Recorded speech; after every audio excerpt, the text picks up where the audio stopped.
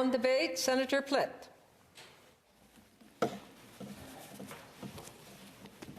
Thank you, Speaker. Colleagues, I also rise today to speak on the government's motion for confirmation of a declaration of emergency. Let me begin, colleagues, by saying this. The Conservative Party of Canada stands for law and order. We always have and we always will. I am very happy, as I am sure you all are, that the blockades were lifted rather peacefully and without extensive damage to property. I salute the great work of our police forces and the restraint shown by the large majority of protesters. We can all be relieved that it is over. That being said, we are now being asked to vote on a government motion. I agree with most of the legal and constitutional experts, most of the provinces, and most of the observers in Canada and in the rest of the world. This government, the Trudeau government, failed to make its case for the use of the Emergencies Act. Furthermore, the measures it adopted are not reasonable, not proportionate, and not necessary.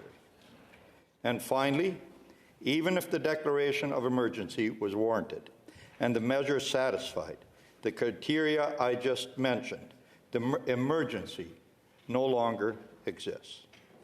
This is why, together with other reasons, I will explain why I will be voting against Senator Gould's motion. But before I delve into why I do not believe we should be supporting this motion, I would like to take a step back and review what brought us to this place. COVID-19, Senators, has been very difficult on everyone. The virus has exacted a terrible toll on our health and well-being. The pain and grief experienced by so many cannot be overstated. In response to the virus, those in possession of authority across the country enacted public health measures to try and prevent avoidable loss of life. And while I believe these measures were taken in good faith, there still is much debate over whether these were proportionate, advisable, and effective. There is no debate, however, over the fact that they too exacted a huge toll on Canadians. Not only did our loved ones die, they often died alone. Families were separated for a month and in some situations for more than a year. Grandparents from their grandchildren, adult children from their parents, siblings from one another, and on and on and on. We all have our personal stories, and I have mine. I stood for almost a year and waved to my mother in the second floor of her nursing home. Now I am able to see her. Looking forward to seeing her again this weekend. Colleagues, we couldn't see our friends. We couldn't go out to eat. We couldn't go to our favorite sporting events. High school graduations were lost. I know that many of them were still conducted virtually. But to those students, they never had the graduation they had dreamed of for 12 years. Marriages were postponed, and when they did take place, only a handful of people could be present to celebrate. Funerals, those final goodbyes, were restricted to immediate family only, and even then, the numbers were often limited. Businesses were closed, provinces were locked down. Income was lost. For those in the lower half of the wage spectrum, debt piled up. And now inflation is eating away at the spending power of what we have left. When vaccines became available, Canadians lined up and rolled up their sleeves by the millions. To date, over 80 million jabs have been administered across the country, resulting in more than 30 million people being double vaccinated. This is fantastic, colleagues. With more than 90% of its adult population at least double vaccinated, Canada has one of the highest rates in the world. But even at 90%, that means that 10% are still not vaccinated. Choosing not to be vaccinated is rarely a choice for those who remain unvaccinated. That's because for them, this decision is often driven by deeply held beliefs. I'll be the first to admit that some of those beliefs fall squarely in the camp of conspiracy theorists, but not nearly always. Sometimes it is religious beliefs. Sometimes it is a lack of trust in those in positions of authority. Sometimes it is medical reasons. Sometimes it comes from knowing others have experienced a serious adverse event after vaccination. The list goes on and on. But regardless of what you think of the reasons, they are always based on deeply held convictions. Trampling over those convictions and belief is not wise. Colleagues, I am fully vaccinated with 3 doses, and I encourage everyone else to do the same. But mandating people to be vaccinated and penalizing them for not doing so is something that I find extremely offensive. And it concerns me that as a nation, we have embraced this level of coercion so easily. The idea that we can cajole, coerce, and even intimidate people to get vaccinated is not only wrong, it is dangerous. It promotes the fantasy that Canada is a homogeneous society. This is absurd. It never has been. We need to come to grips with the fact that in the 21st century, with the internet and the prevalence of social media, we are never going to have a unified, homogeneous approach to many things in Canada. This means that we must strive to protect people's rights to freedom of conscience, freedom of religion, freedom of association, freedom of belief, and I would add, freedom of vaccination status. If we do not do that, then our only option is to resort to greater and greater degree of totalitarianism, where we increasingly force people to comply with things that we do not agree with. This, colleagues, would not only be a tragic mistake, it would tear our country apart. And yet, this is precisely what the Prime Minister thinks we should do. He believes everyone should be vaccinated, and those who are not should be scorned, shamed, and punished for it. Justin Trudeau has been frustrated since the 2019 election. The fact that he only got a minority and finished behind what he considers are unworthy Conservative opponents in the popular vote made him first depressed and then angry. And then COVID happened. He spent hundreds of billions of dollars. He told Canadians he had their backs at least 1,000 times, thinking that he deserved to be rewarded for spending other people's money, our money. He cynically called a useless election during the pandemic. After the first 2 weeks of the campaign, alarm bells started to ring in the Liberal war room. Canadians were being ungrateful to their leader, and they risked losing to those hated Conservatives. So they went to the old Liberal playbook, wedge the CPC, find a scapegoat somewhere, and run against that group. They tried abortion for the nth time, but that did not work. Then they found the group to run against, the unvaccinated. The policies adopted by this government went from science-based with a view to reducing transmission to the virus to veiled or not so veiled attempts to punish the people who were not vaccinated. They decided to divide Canadians simply to score political points. They crossed a line at some point, from looking for limited, effective, and reasonable measures to targeting a small group of people in order to shift the polls. Canadians were fed up with the pandemic and the restrictions, and people who were not vaccinated became the focus of the anger. The Trudeau government was happy to oblige. If you look to history, it is always the case. People will try to find a scapegoat. Foreigners, religious minorities. Then with COVID-19, it became the unvaccinated. Liberal MP Joel Lightbound pointed this out a few weeks ago when he openly criticized the Prime Minister's approach when he said, "Both the tone and the policies of my government changed drastically on the eve and during the last election campaign. A decision was made to wedge, to divide, and to stigmatize. I fear that this politicalization of the pandemic risks undermining the public's trust in our public health institution." He is absolutely correct, colleagues. Shame on the Trudeau government for using the approximately 2 million Canadian adults who chose not to be vaccinated as a political football instead of trying to convince them to get the vaccine. Justin Trudeau decided to insult them as if that would help get the vaccination rate up.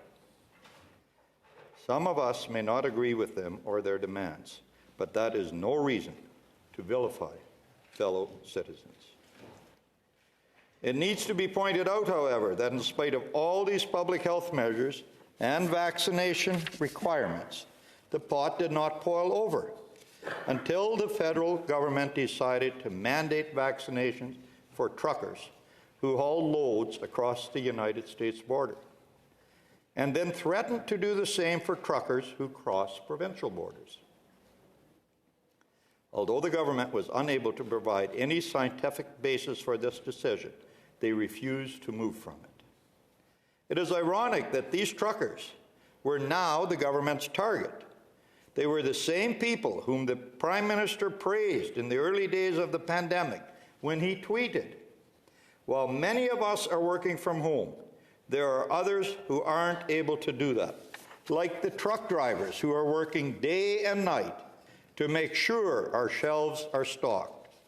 So when you can, please thank a trucker for everything they're doing and help them however you can." That, colleagues, was March 31st, 2020, less than 2 years ago. Colleagues, the crass political manipulation of this should alarm us all. Truckers are hardworking men and women who only drew the line after 2 years when the government decided that all the measures already taken were not enough. And now they were going to mandate measures for which there is no clear scientific basis. Truckers who spend their days alone in the cab of their vehicle suddenly became a threat to public health if they were unvaccinated. Yet, when challenged to provide scientific evidence for this decision, which would destroy more livelihoods, the government had none. Colleagues, these are the men and women who left their homes to drive to Ottawa, not for an insurrection, but for a demonstration, for a protest against government overreach that has been becoming endemic. At first, it was just a few truckers who hit the road and hoped to raise a few $1,000s to cover some of their expenses. But it wasn't long until the convoy's length was measured in miles and donations in the millions. At every community, more people joined the convoy, and at every town they drove through, people cheered them on. Every bridge they drove under was filled with people waving Canadian flags and thanking them. At intersections in cities, and even long after they had left the cities behind, people were parked on the side of the road to cheer them on and thank them. After 2 years of pain, hope was beginning to stir again. The truckers were uniting our country. The thing you need to understand is that the Ottawa Freedom Convoy 2022 was truly organic in its development. It has been noted over and over by the media that there was no one leader and there was no one singular agenda. As happens with grassroots movements, people attach themselves to the movement for a variety of reasons. And yes, it is obvious that some very bad elements join this process. That was enough for the Prime Minister and his caucus members to decree that the truckers and the millions of Canadians cheering them on were terrible people. The Prime Minister's characterization of them as racist, misogynist, insurrectionists, and a fringe minority was shameful.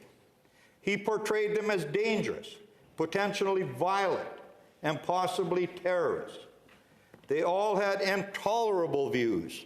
How can we tolerate these people, he asked. This is incredible. The Prime Minister of Canada goes on television and asks the questions about millions of his fellow citizens. How can we tolerate these people? Yet, there were idiots with racist views in this group, and no one in this chamber should tolerate the display of racist signs.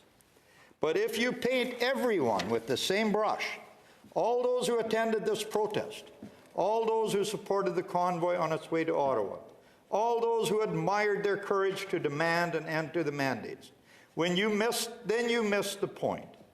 Can anyone in this chamber really think that Jagmeet Singh's brother, his own brother, would contribute $17,000 to a far-right racist movement? I don't think so.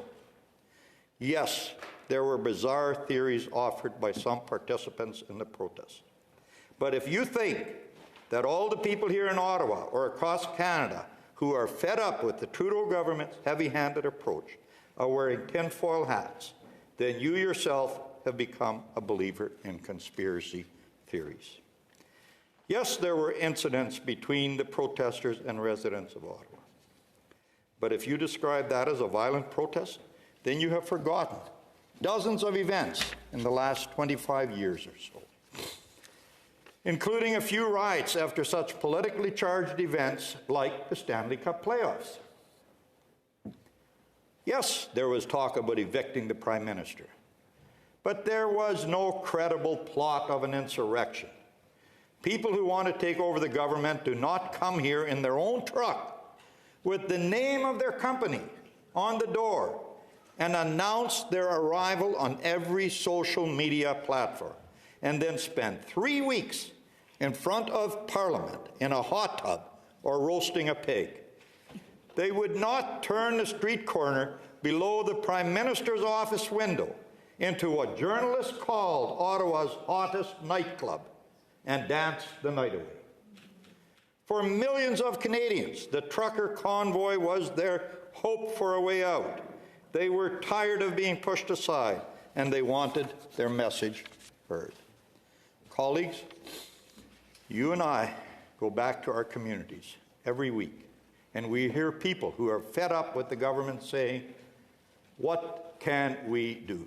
They feel powerless, and when you begin to strip their fundamental rights away from them, their feeling of powerlessness turns to desperation. Eventually, people get tired of being controlled and will look for a way out. This is how their Prime Minister responded to them on January 31st. The concerns expressed by a few people gathered in Ottawa right now are not new, not surprising, are heard, but are a continuation of what we've unfortunately seen in disinformation and misinformation online. Conspiracy theorists about microchips, about God knows what else that go with the tinfoil hats. They had come to voice their concerns, but the Prime Minister just insulted them, sounding more like a bully than a true statesman. That is part of the problem we are facing. We have not done a good job of listening to the voices of those who have a different view than us on vaccinations and on heavy-handed public measures. The primary debate is not about whether these measures are right or wrong. It is about whether someone can have a different view for whatever reason and not be censored. It is about whether someone can have different values or different beliefs and be allowed to live in accordance with those. People have viewpoints and opinions and beliefs that sometimes don't line up with the accepted CBC version of reality. But if they voice them, they are shunned and criticized.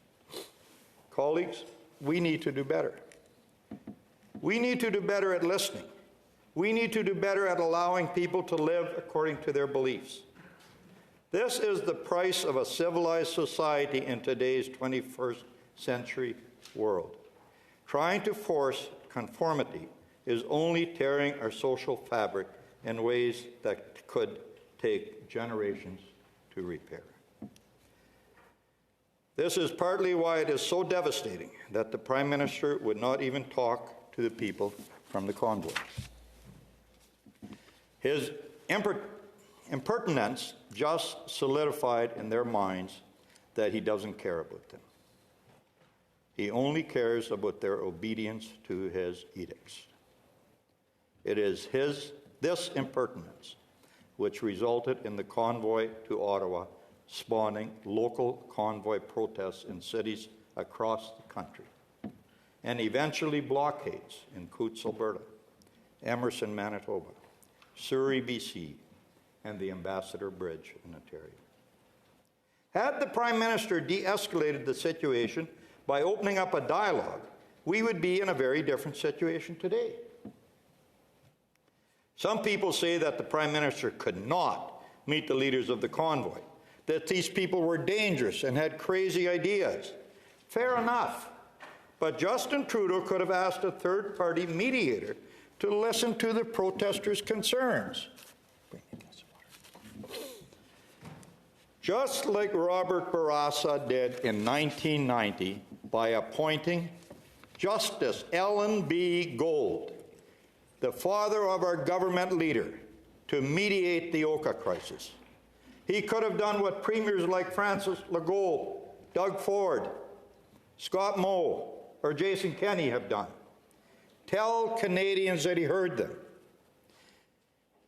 Tell us that he had a plan to end the mandates and other restrictions. Tell us that there is hope. Instead, the Prime Minister's approach has been to try and smear the protesters and paint them all with the same brush. On January 31st, with respect to the Ottawa protests, the Prime Minister said, "We are not intimidated by those who hurl insults and abuse at small business workers and steal food from the homeless. We won't give in to those who fly racist flags. We won't cave to those who engage in vandalism or dishonor the memory of our veterans." As I have already noted, this is not a fair characterization of the people who have been protesting outside this chamber. Can you bring it here? Thank you.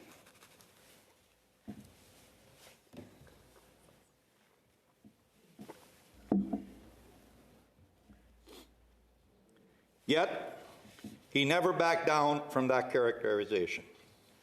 The Prime Minister chose gamesmanship over statesmanship. Last week, in response to a question from Conservative Member of Parliament, Melissa Lantsman, the Prime Minister said, and I quote, "Conservative Party members can stand with people who wave swastikas. They can stand with people who wave Confederate flags. We will choose to stand with Canadians who deserve to be able to get their jobs, to be able to get their lives back. These illegal protests need to stop, and they will." The pathetic irony of what the Prime Minister said to a Jewish member of the House of Commons is self-evident. Asked several times to apologize, Justin Trudeau refused to do so. He will apologize for events that happened 100 years ago, but never for his own words. For 3 weeks, the Prime Minister did little more than hurl insults. He actually left town and let the crisis fester and worsen. He is supposed to be the Prime Minister for all Canadians, even those who he may disagree with, but he clearly does not see things that way, and the result is that his policies are seriously dividing Canadians. Then, after 3 weeks of inaction, Justin Trudeau came out and used the ultimate tool in his toolbox, the nuclear option, the Emergencies Act. It is hard to refute the accusation that this is a Prime Minister who is at war with many of his fellow citizens. Instead of trying to understand their concerns and the impact of his government's measures on them, he is now using all the power he can muster to crush them. He has taken the sweeping powers of the Emergencies Act and turned it on the very people who were just asking to be heard. This is a Prime Minister who does not like opposition. He admires the basic dictatorship of China. He does not listen. He preaches. He does not debate. He insults. He does not convince. He imposes. So here we are. We now have to deal with a motion to confirm whether the government can continue to use the measures invoked last week for another 3 weeks or so. Colleagues, I want to concur with what Senator Delfont said in his speech. We are not voting on whether the Emergency Act was useful since February 14th, and we are not voting on whether the Act could be useful if some unknown event happens in the not-so-distant future. What the government is asking us is this: do you think, considering the facts as they are today, that the government needs these extraordinary powers until March 16th? This declaration of emergency is unprecedented. It is the first time that the Emergency Act is being used in Canada, and the first time in more than 50 years that any of this kind of legislation is being used in Canada. And only the third time in Canadian history. This fact is crucial in our decision on a motion before us. By invoking the Emergencies Act,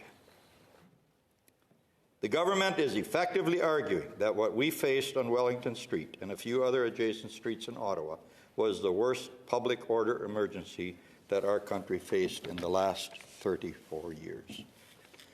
The government is also saying that this public order emergency requires the use of this extraordinary piece of legislation. It is saying that the ordinary authorities and the powers of the Canadian state are insufficient to deal with a few thousand protesters, with a few hundred pickup trucks and semi-trucks. These are extraordinary claims, colleagues.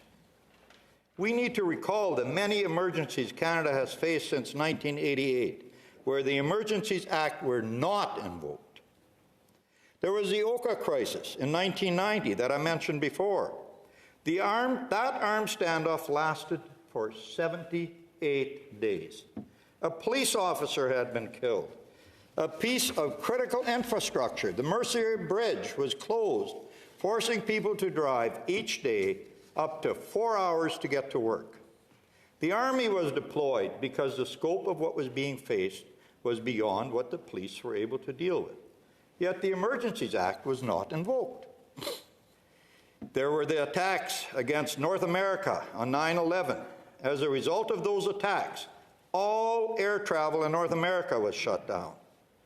There were significant fears that a new terrorist attack could be launched, not just in the air, but by any means and at any time.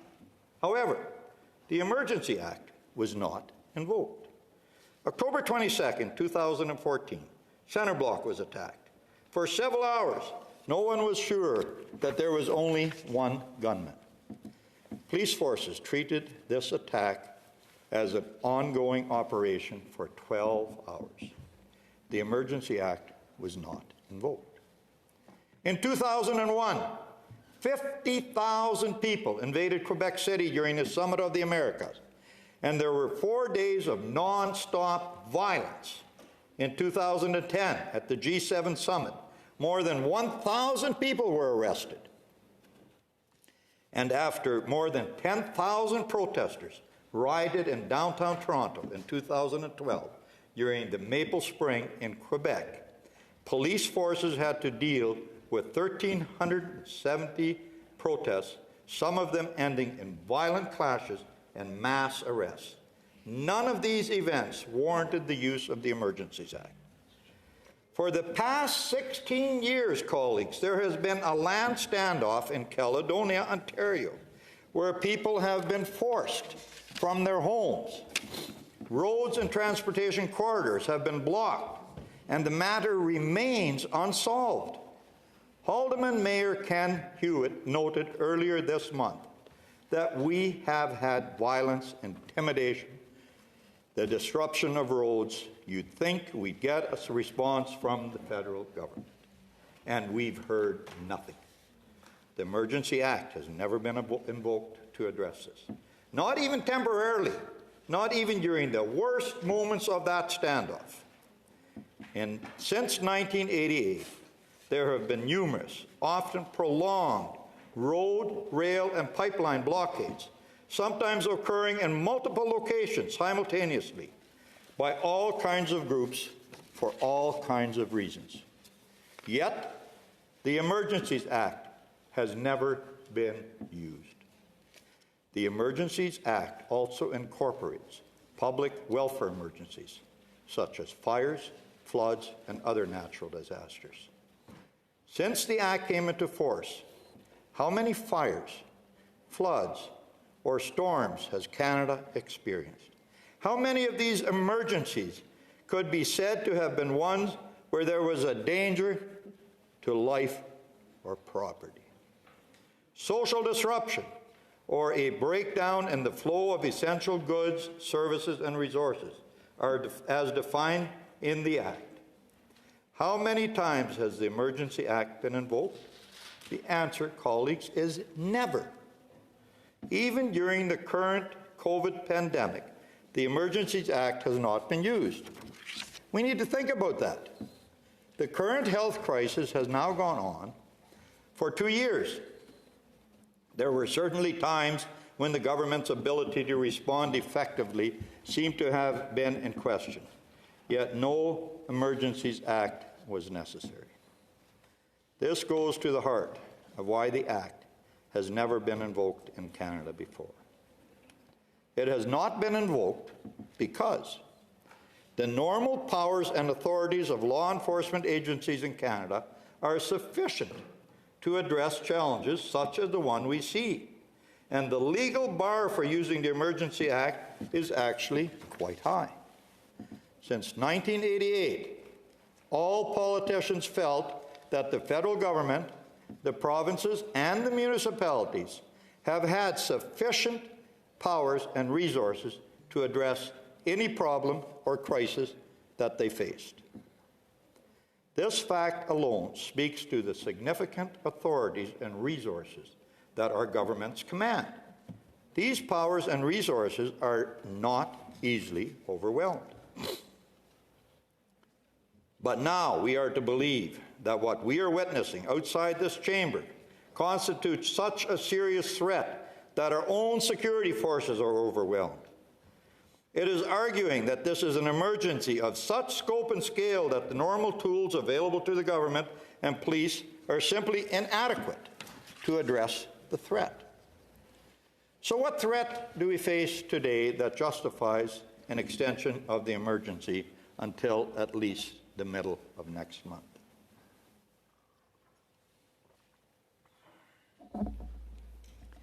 Coming into the office this week, I saw 0 protesters, none.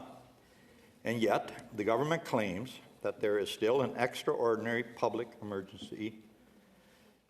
order emergency. It claims, in essence, that what we are experiencing right now is unprecedented. They are probably right. A protest so dangerous that it constitutes a threat to our national security with a grand total of 0 protesters is certainly unprecedented and extraordinary. Colleagues, there is a very good reason why governments since 1988 refused to use the Emergencies Act. Once this genie is out of the bottle, it will be impossible to put back in. I am deeply convinced that should the Senate adopt the government motion, so-called progressive will come to regret the day. Liberals and NDP MPs and their allies in the Senate gave future governments the precedent to justify using draconian measures allowed by the Emergencies Act against the movements that they support. I think Senator Pate somewhat alluded to this in her, might have been her speech or her questioning of Senator Tanis. Think what you will about the convoy and its supporters by allowing the government to use the Emergencies Act. This group has now set a very low bar for the future use of this legislation.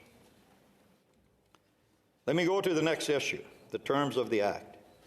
The question we have to ask ourselves is this: did the government meet the threshold set by the Emergencies Act? I do not believe that the evidence supports the government's argument that the invocation of the Emergency Act is warranted. It is useful to look at the question of how a public order emergency is actually defined in the legislation. With respect to a public order emergency, the Act states, and I quote, "Public order emergency means an emergency that rises from threats to the security of Canada and that is so serious as to be a national emergency." The first part of the order emergency concerns threats to the security of Canada. The meaning of that phrase is elaborated on in Section 2 of the Canadian Security Intelligence Service Act, which describes threats to the security of Canada as follows. A. Espionage or sabotage that is against Canada or is detrimental to the interests of Canada or activities directed toward or in support of such espionage or sabotage. And B. Foreign-influenced activities within or relating to Canada that are detrimental to the interests of Canada and are clandestine or deceptive or involve a threat to any purpose. C. Activities within or relating to Canada directed toward or in support of the threat or use of acts of serious violence against persons or property for the purpose of achieving a political, religious, or ideological objective within Canada or a foreign state. And D. Activities directed toward undermining by covert, unlawful acts or directed toward or intended ultimately to lead to the destruction or overthrow by violence of the constitutionally established system of government in Canada. The Act further states that none of this includes lawful advocacy, protest, or dissent unless carried on in conjunction with any of the activities I have just referenced. At first glance, if we consider what has been going on outside this building and around the country, I do not see how we can credibly argue that these activities are ongoing threats to the security of Canada, as defined in the legislation. All Canadians are living their normal lives. There is no known threat or actual activity that can seriously be said to meet this definition. A second question concerns the definition of a national emergency, as found in Section 3 of the Emergencies Act. The Act itself describes a national emergency as an urgent and critical situation of a temporary nature that seriously endangers the lives, health, or safety of Canadians, and is of such proportions or nature as to exceed the capacity or authority of a province to deal with it, or seriously threatens the ability of the Government of Canada to preserve the sovereignty, security, and territorial integrity of Canada. The Act says that the emergency in question cannot be effectively dealt with under any other law of Canada. Here again, I sincerely don't see how you can argue that what we are witnessing today seriously endangers the lives, health, or safety of Canadians, and is of such proportions that it is beyond the capacity of a province to deal with it. If there is a threat to the ability of the Government of Canada to preserve the sovereignty, security, and territorial integrity of Canada, I fail to see it. It is clear that by simply referencing the terms of the Emergencies Act, the government has not met the threshold for the use of the Act. The Prime Minister and members of his cabinet have offered since February 14th a list of arguments for the declaration of emergency, including the declaration itself. Let's evaluate those arguments and answer each one. First, the Prime Minister says measures only applied in specific areas. This is, of course, false and was corrected by one of his own ministers. According to the government, the emergency situation is national. In reality, when the declaration was issued, the only blockade left was in downtown Ottawa. Now, I know that this is the capital, but a problem localized in Ottawa is not a national issue.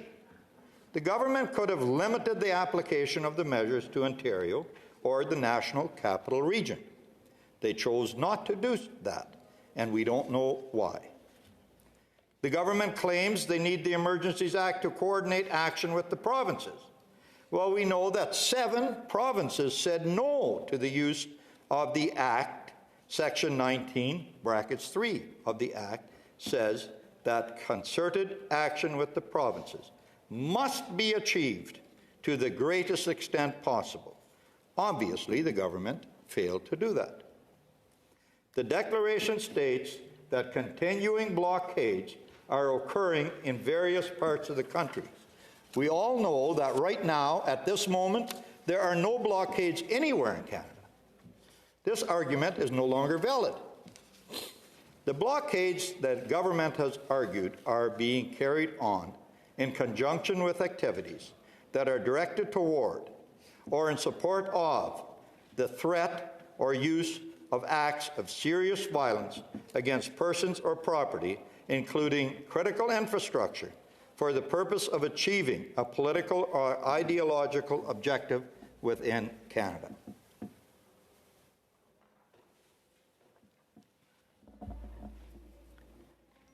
The government never provided any evidence of this. Remember that the seizure at Coutts was made before that statement was made by the government. Coutts was one isolated incident. Also, contrary to what the government had us believe, there was no violent group in the blockade in Ottawa. There was pushing and shoving on the front lines this weekend, but no sign of organized violent groups. The government said that the blockades are having adverse effects on the Canadian economy and a significant impact on our trading partners, including the United States. I don't know about you, but I don't think that was true once the only blockade left was in downtown Ottawa, and it is even less true now that there are no blockades left. Also, the government claimed that the breakdown in the supply chain and in the availability of essential goods and services and resources would continue as the blockades continue to increase in number. We know this is now a moot point. The emergency is said to carry the potential for an increase in the level of unrest and violence that would further threaten the safety and security of Canadians. Again, we have not seen any proof of that.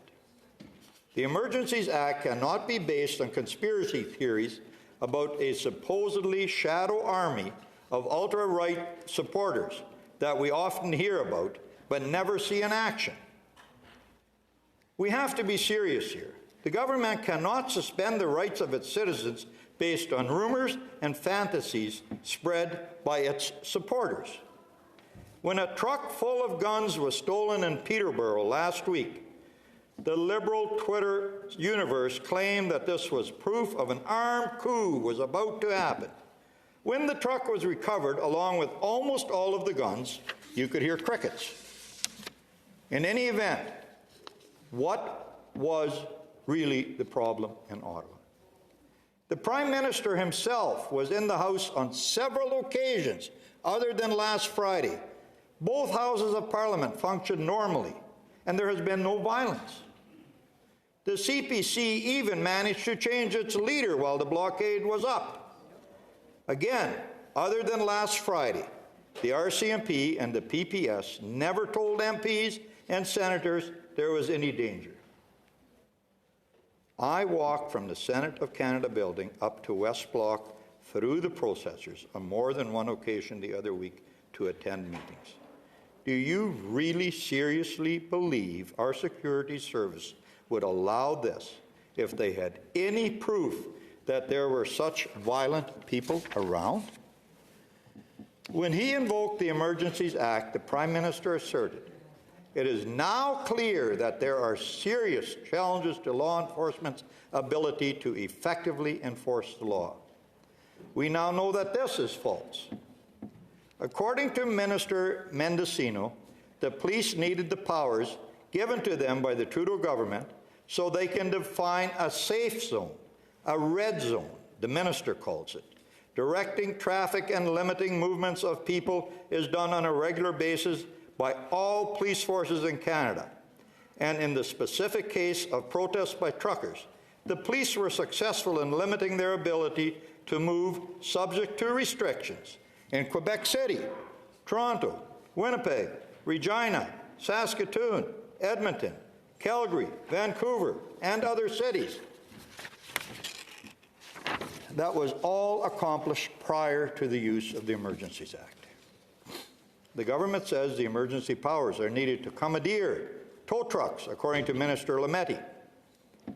That is the first thing the Prime Minister mentioned when asked which necessary powers were given to the police under the emergency declaration.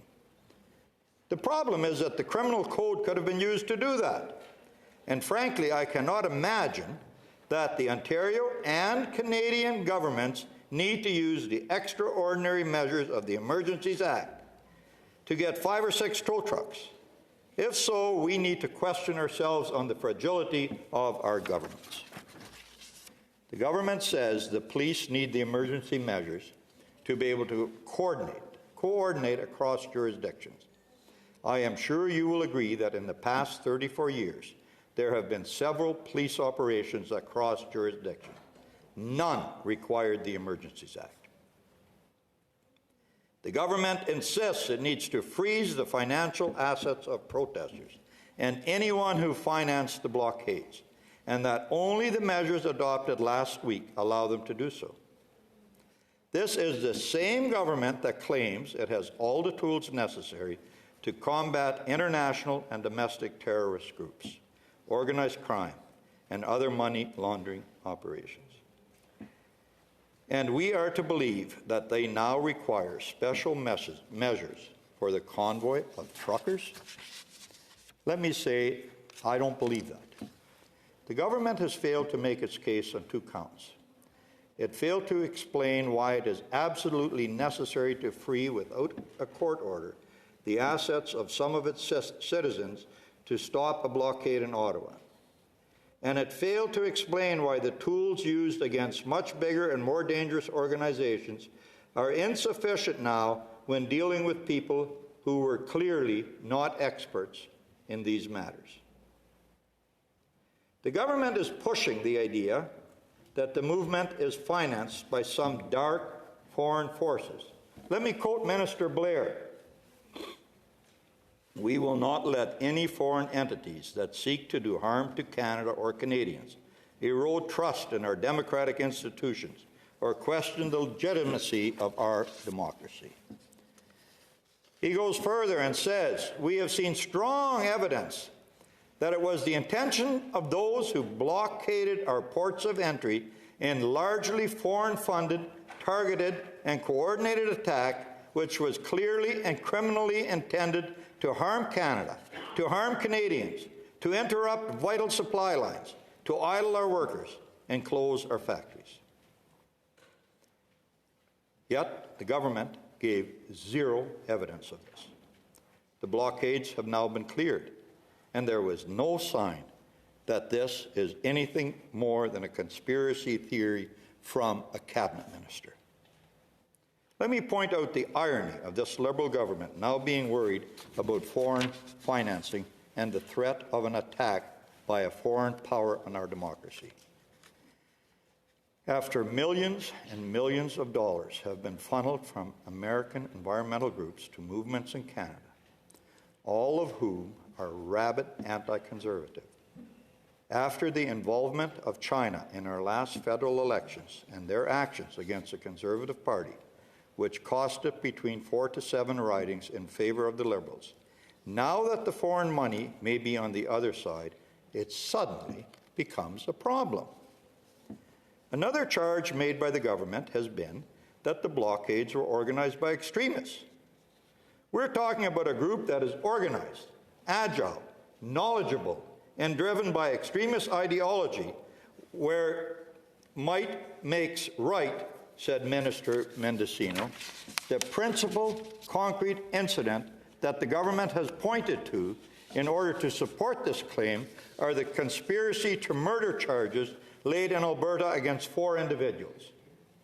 The government argues that these are indicative of the fact that some potentially violent individuals are participating in the protests. These are certainly serious charges. Nobody would dispute that. And I think we are all grateful that police were able to act decisively in order to address the situation that could have been very dangerous. However, we have yet to see evidence or even credible assertions that these individuals had anything to do with the vast numbers of peaceful protesters who had come out over the past several weeks or who were at the border crossing in question in Alberta. In fact, a Canadian press story describes the interaction between police and protesters on the same day that the arrests were made as follows. There was celebrating when the protest started winding down late Monday. A video posted to social media showed RCMP members shaking hands with and hugging protesters. RCMP members shaking hands with and hugging protesters. People holding hats or hands to their chests or with arms draped across each other's shoulders, singing, "O Canada." Once the protest organizers at Coutts learned that their peaceful protests had been infiltrated by a violent faction, they willingly and quickly disbanded. This does not seem to suggest that the vast majority of the people involved in the Coutts blockade were involved in plots to overthrow the constitutionally established system of government by violence. The government also says the police did not have the tools they needed to address the situation. This argument would be laughable if the consequences of the Emergency Act were not so serious. I noted earlier in my speech a long list of events that happened in the last 34 years in Canada, all of them much more serious and threatening than a blockade of truckers in Ottawa. Our brave men and women in the police forces dealt with each one of these events without having to use the Emergencies Act. Chris Lewis, former commissioner of the OPP, said that the police had all the powers and tools they needed to proceed without the use of the Emergencies Act. Throughout it all, Liberals tell us the Charter of Rights and Freedom still applies. So what is the problem? Well, I know this is what the Act says, but how can the government seriously pretend that all rights of Canadian citizens are not affected by the measures it enacted last week? The seizure of property without a court order is a direct violation of Section 8. The restriction to the right of assembly is a violation of Section 2. I will not make the legal argument here. There are already court challenges on this, but please, let us not accept the government's argument that just because it says so, all charter rights are protected. Senators will notice that the Minister of Justice refused to give a charter assessment from his department. He refuses to release the legal opinions prepared by the Justice Department. I hope some honourable senator asked Minister Lametti about this at your briefing the other night.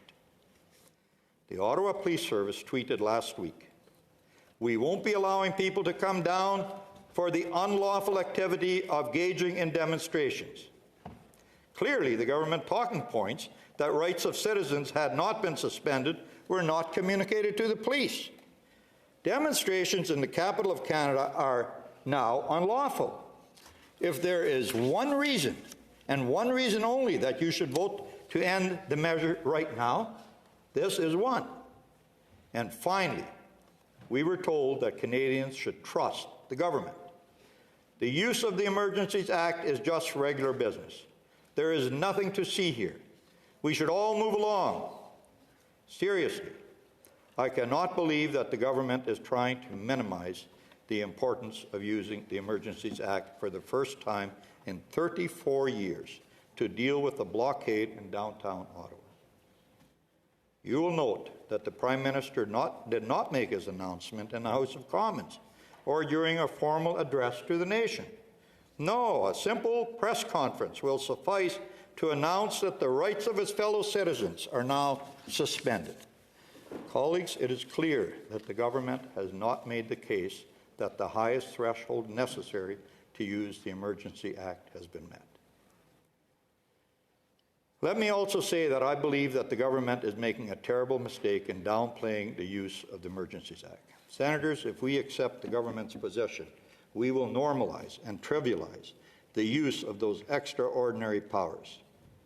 The Prime Minister used the Emergencies Act in a desperate attempt to save his job, and it is now blowing back in his face. It is clear that none of these measures were necessary to clear the trucks from the streets of Ottawa. Colleagues, when the time to vote on this motion comes, remember this. You will create a precedent. You will set the bar low for future governments to use the Emergencies Act.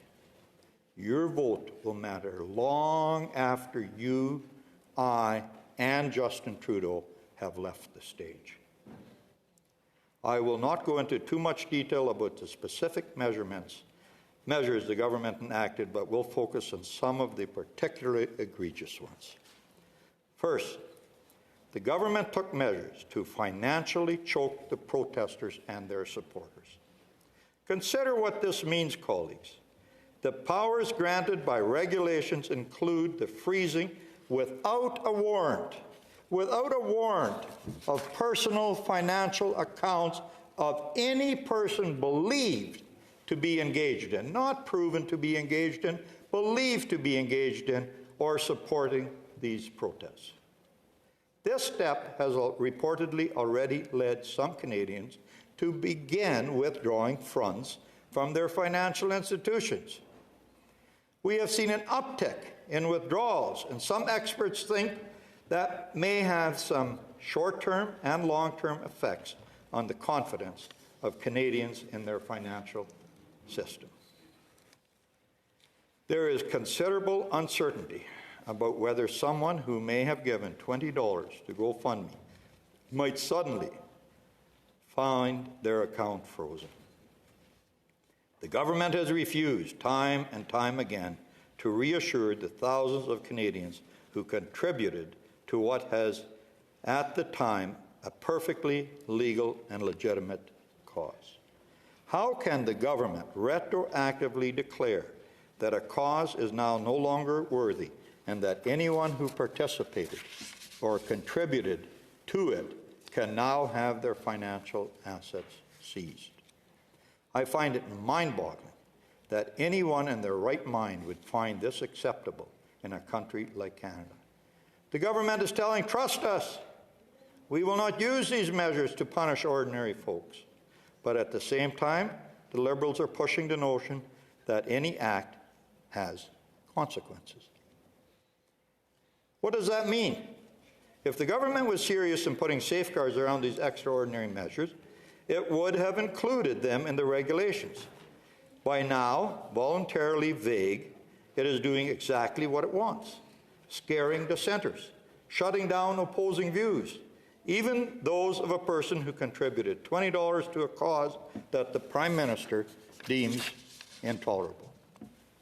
And if by mistake your bank account is frozen because you have the same name as a protester, well, tough luck, folks. The Act provides cover for the banks. You will have to get in line, file a form that will someday be available, and wait for the compensation procedure that is not even set up yet. I find it appalling to see Liberals and NDP members cheering on legislation that gives big banks, the NDP supporting the big banks, the power to grab, to seize funds without a court order, while being granted immunity against any subsequent legal action. Also, how would a bank know if a person was involved in a blockade? At the briefing for parliamentarians, the officials didn't have an answer. Can't police go around and take plate numbers and send this to the banks and ask them to close the accounts? No notice, no court order, just a police officer taking down a number and poof, the bank account is frozen. This is not how the banking system of a country where the rule of law and order prevails should work. And I am curious to know how this sharing of information is acceptable under the Privacy Act. Frankly, the lawyer for the residents of Ottawa and the government of Ontario have already achieved the objectives that the Trudeau government pretends it made possible with these measures. I wonder if regular legal remedies such as the Mareva injunctions and restraint orders are successfully being deployed to freeze funds. Why are the extraordinary account freezing powers afforded under the Emergency Act necessary?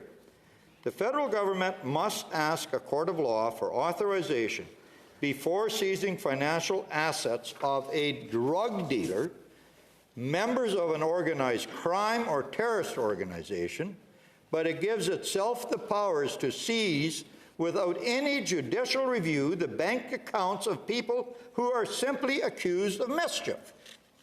No credible explanation has been provided as to why the government needed these unprecedented and potentially dangerous tools, to quote our colleague Senator Gignac. The fact that the government deliberately left the rules surrounding the seizure of financial assets vague, probably to give themselves room to maneuver, is very dangerous. We all know our financial system is based on the confidence of Canadians.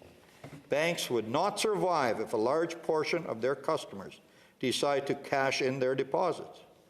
But by staying vague on whose account can be seized and why the government has allowed all kinds of stories and rumors stay alive out there. On Monday, Minister Freeland said, "For anyone who's concerned their accounts may have been frozen because of their participation in illegal blockades and occupation, the way to get your account unfrozen is to stop being part of the blockade and occupation." The thing is, there were no blockades left on Monday. So what exactly is the Deputy Prime Minister saying? Another point on the financial regulations. FinTrack was created to combat terrorism and money laundering. Now, the government is using it to combat groups whose views the Prime Minister finds unacceptable. How could the Senate allow this? Colleagues, we need to realize the door will be opening if we vote in favour of this measure.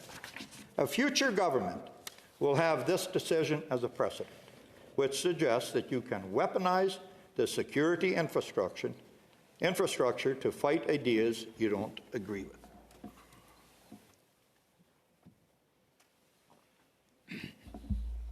Last week, asked by Evan Sullivan about how far the government would go in using these measures, the Minister of Justice, of all people, the one who is supposed to defend the rights of Canadians, said this: "Well, I think if you are a member of a pro-Trump movement donating to this type of thing, then you ought to be worried."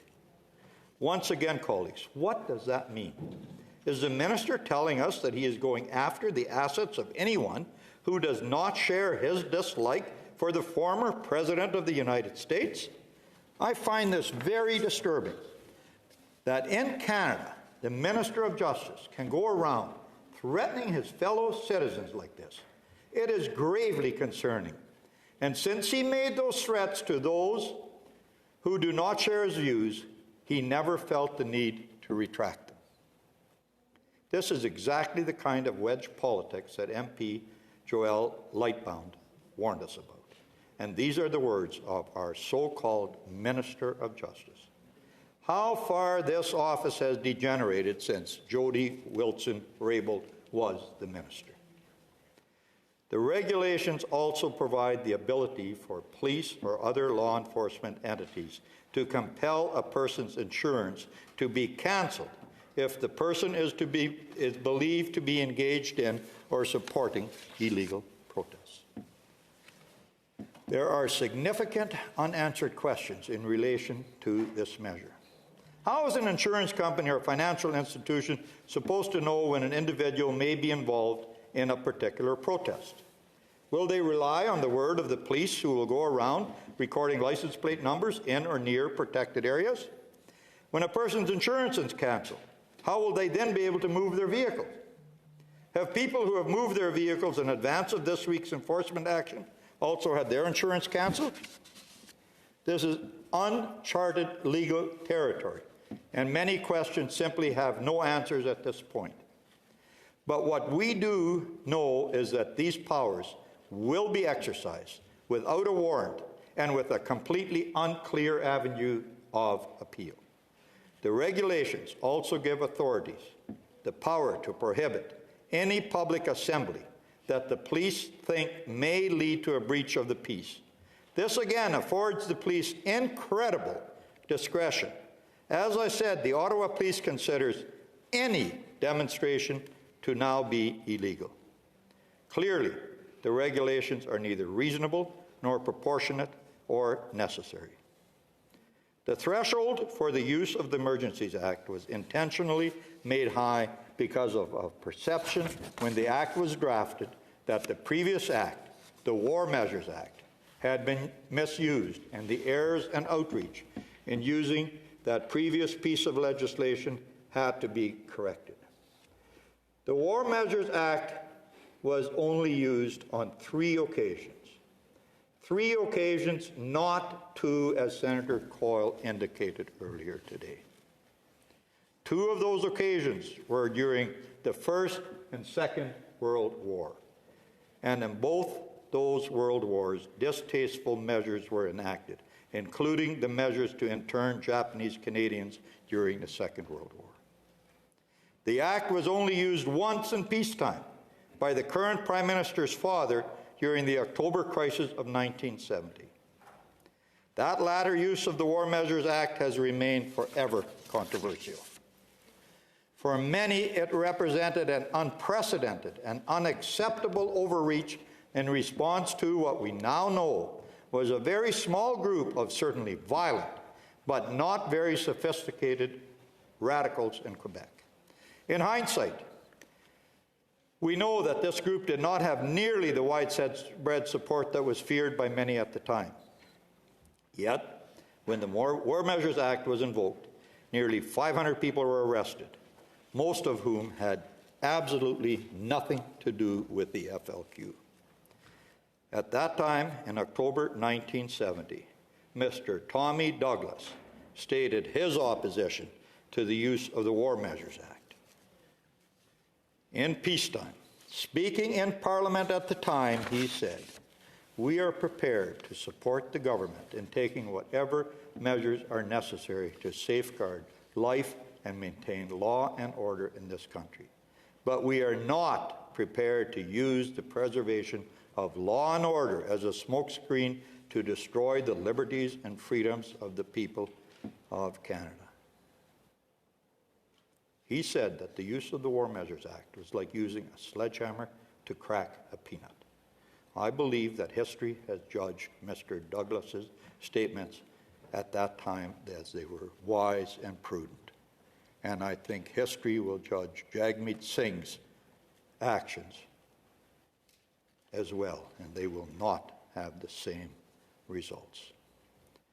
I know that the Conservative Party of Canada of the day supported the use of the War Measures Act. Leader Robert Stanfield gave the Trudeau government the benefit of the doubt. It was a decision he later regretted, noting that supporting the War Measures Act in 1970 was an overreach. 2 years after those dark days, Stanfield said, "I think things could have quieted down with less drastic measures." He admitted the War Measures Act should never have been used. He said that voting with the government on this issue was his only regret in his political life as Nova Scotia Premier and leader of the official opposition. More than 50 years later, we have learned a great deal about the October crisis. It is now clear that the reasons invoked by the Trudeau government for the use of the War Measures Act were not based on evidence. Some of them came directly from the imagination of members of the government. They exaggerated the threat, invented conspiracies to overthrow the government, and explained that thousands of imaginary terrorists were hiding somewhere. One could be excused to see a resemblance with what we are witnessing now. The use of the War Measures Act created resentment in many segments of the population in Quebec and arguably strengthened nationalism and support for sovereignty in Quebec. Only 6 years later, colleagues, a separatist government was elected in the province of Quebec. Rather than helping, it served to undermine national unity and made some Quebecers feel less Canadian. The civil liberties of hundreds, even thousands of people would not have been violated, and the resulting resentment that had serious political implications could have been avoided. I know the Emergency Act is not the War Measures Act, but a Prime Minister elected in Quebec and bearing the name Trudeau should have known the historical symbolism of the use of the successor of the Act that was used in 1970 and created such trauma for the residents of Quebec. To play with such a stick of dynamite simply to save your political skin is reckless. It shows again how Justin Trudeau is ready to divide Canadians by using dangerous symbols for political expediency. Just like history severely judged his father for the attack on civil liberties and overreach through the use of the War Measures Act, it will not be kind to Justin Trudeau for the use of the Emergencies Act.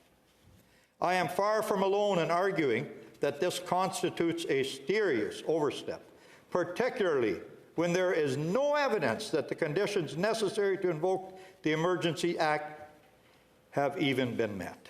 Noah Mendelssohn, Executive Director of Canadian Civil Liberties Association, has said, and I quote, "The Emergencies Act creates a high and clear standard for good reason. The Act allows the government to bypass ordinary democratic process. This standard has not been met. Echoing what Tommy Douglas said more than 50 years ago, the Canadian Civil Liberties Association further declared, emergency legislation should not be normalized. It threatens our democracy and our civil liberties." Aaron Wudrick, a lawyer for the Macdonald-Laurier Institute, has stated, "The use of the Act is intended for crises where there are no other options on the table. Until it decided to invoke the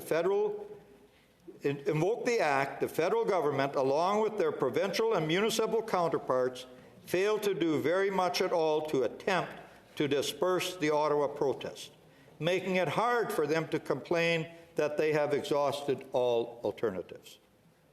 Leah West, Assistant Professor of International Affairs at Carleton University and